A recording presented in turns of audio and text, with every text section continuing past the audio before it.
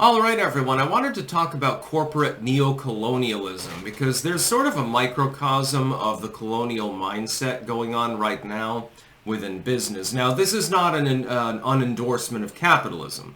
I happen to be an uber capitalist, actually.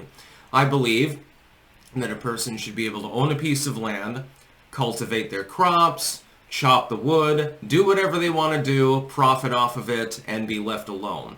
I don't really like government. Monopolism, corporatism, stems from government power, actually. That is, that one business is propped up over its competitors by the government. It's sort of like the affirmative action sort of thing. I've used the analogy before. Let's say that I have a store, and I sell two different varieties of bread. And I promote one of them and say, this bread is so great. And this is an equivalent of affirmative action. Am I insulting the other loaf of bread? No. The other bread brand, I'm not insulting it in any way, but I'm still demoting it because I'm promoting its competitor. This is what happens within corporate monopolism. So for example, the US government partners with Google, it partners with Apple, it partners with these large tech firms to the detriment of potential competitors. It creates a monopolistic market. But corporate neocolonialism in and of itself is even more pernicious than that. Basically, there are people who will claim to be progressive.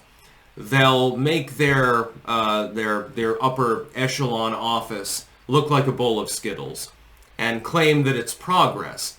Meanwhile, they're doing business in countries like China, where 12-year-olds are working 60-hour shifts, or in India, where little kids are being exploited, or they're mining blood diamonds, or something like that. Doing business in countries and with nations that don't really care about human rights at all. I fail to see how this is progress. I do not believe that this is progressive at all. I think that it's more regressive. It's basically neocolonialism. What it is you're putting a smiley face on something very ugly. You're literally putting lipstick on a pig at that point. And this corporatism is enabled by governments. It's not, some people, like the leftoids, they'll say, well, that's the evil of capitalism, man. We're exploiting people. No, it's not capitalism. Capitalism is that 12-year-old should be able to get a good education, do what they want. If they want to work, they can. If they don't want to work, get an education. Do whatever you want to do. Individualism. That's the whole root point of capitalism, of a free market society. What you're actually criticizing, ironically enough, is the same leftism that you yourself are promoting. You're criticizing socialism, basically. In these countries where this exploitation takes place, and which these corporations, which are centrally monopolized by the U.S. government, or by other Western governments, you do not have a free market system. You don't have free trade. You have exploitative trade. Yeah, definitely. I mean, I believe in free trade coffee myself. I'm sure that Jam and Bean isn't enslaving any Colombian children, for example. That's the name of the game. You have a neo-colonial aspect to the modern business structure. It's not created by the businesses themselves. It's created by government. It's socialistic in nature, actually. In fact, the new colonialism tends to be not just left-leaning, but explicitly in some cases communistic. For example, look at China. China has effectively colonized locations in parts of the world. They pulled a little bit of a hoodwink with the Nicaragua Canal, which was planned originally, and I correctly predicted that that was just to set up a military base, and then they would use an excuse, local farmers protesting, to not complete the canal because it made no sense, because the Panama Canal was already being massively expanded, for example. You look at East Africa. There are political parties in East Africa with a single issue platform of kick out the Chinese. And while I don't have any problem with the Chinese themselves, no Chinese person ever fucked me in the ass, China, in and of itself, at the government level, is massively exploitative. is extremely colonialistic and has much wider ambitions for the world. There's a reason, for example, why Chinese fishing vessels often ram into Vietnamese trawlers, for example. This happens on a weekly basis, actually. A lot of people don't even keep up with the news in that particular region. It's actually surreal how little people know about geopolitics.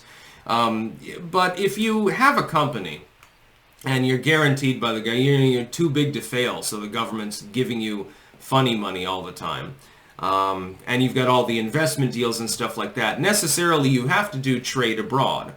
It makes sense from an economic standpoint. But for you to run a company and pretend to be all about progress in the Western sense, the way that leftoids in the West would conceive of progress, while you're doing business in countries where gay people are thrown off of buildings, women are held as cattle, children are impressed into labor and exploited and trafficked and all of these other things. Well, I mean, they're being trafficked in the U.S. at this point at an additional rate as well, but you know what I mean. It's more like there's no law against it particularly. It's considered culturally acceptable. I wouldn't conceive of that as progress. I don't think that that's humanitarian. I think that it's evil and exploitative, and that these corporations should crash and burn, generally speaking. But they're propped up by the U.S. government. That's the whole point. Our taxpayer money is literally going to corporations that are exploiting kids overseas. How does that make you feel? It's like when I pay my taxes. What proportion of that is going to enslaving a child? What proportion is going to buying some munition that's going to splatter an orphanage? Unfortunately, probably quite a bit of it. That's what pisses me off. It's like, Jesus. Can we cut that pork out of the budget and stop splattering orphanages? That would be good. I think that would be more humanitarian. But corporations like to play a big game. Here's what they do. They exploit people in China, in India, or hell, under, sort of on the black market, even in the United States or the West itself.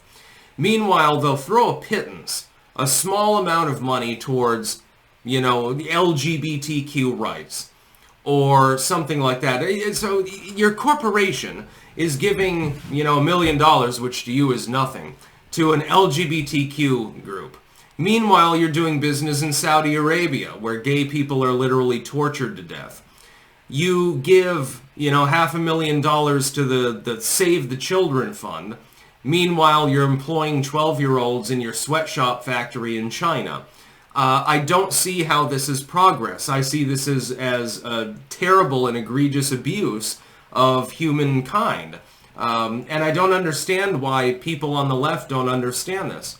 They've completely sold their souls. And not for rock and roll, sadly. That's about all. Peace out.